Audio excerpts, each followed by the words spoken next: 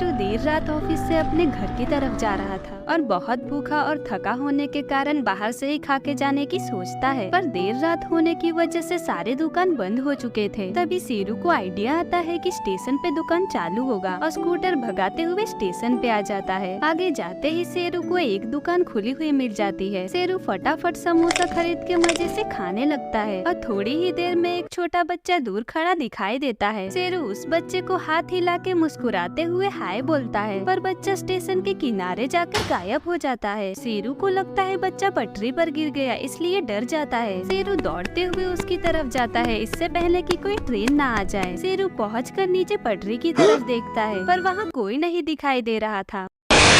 शेरू डरते हुए चौंक कर पीछे गिर जाता है और उठकर तेजी से स्कूटर की तरफ भागता है और अपने स्कूटर को स्टार्ट करके भागने लगता है, पर शेरू डर के कारण गलत रास्ते पर आ चुका था और अचानक शेरू को बहुत सारे झटके महसूस होते हैं, क्योंकि शेरू ट्रेन की पटरी पे स्कूटर चला रहा था और रास्ते के जंगल में एक आदमी पीछे इशारा करते हुए घूर रहा था। आगे जाने पर फिर एक चुड़ैल वैसे ही पीछे की तरफ इशारा कर रही थी। शेरू पीछे मुड़ के देखता है तो एक भयानक धुआं उसकी तरफ आ रहा था और अचानक धुआं अपने अंदर समा लेता है और शेरू कंकाल में बदल जाता है।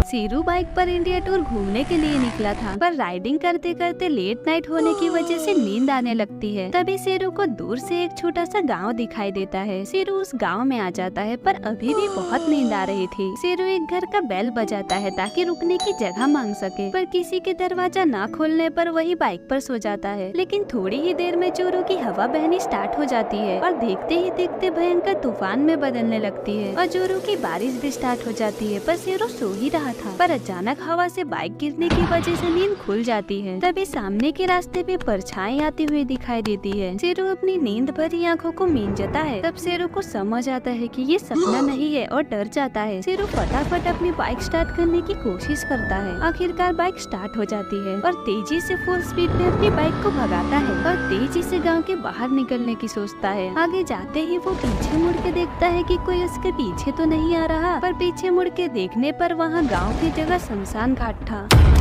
शेरू अपना आईफोन चलाते चलाते देर रात घर आ रहा था। तभी शेरू को दबी कदमों की आवाज आती है और अचानक पीछे मुड़ते ही दो लोग सर पे लकड़ी से हमला कर देते हैं और शेरू का आईफोन छीनकर वहाँ से भाग जाते हैं और शेरू बेचारा कुछ नहीं कर पाता और बेहोश हो जाता है। 2 घंटे बाद शेरू को नींद खुलती है। शेरू तुरंत दौड़ते हुए अपने घर की तरफ भागता है और सारी टेंशन में बातें अपने पापा को बताता है। शेरू के पापा तुरंत पुलिस स्टेशन में फोन करके सब बातें बताते हैं। थोड़ी ही देर में पुलिस आती है और इलाके का जायजा करती है, पर अफसोस पुलिस को कोई भी सबूत नहीं मिलता और वापस चली जाती है।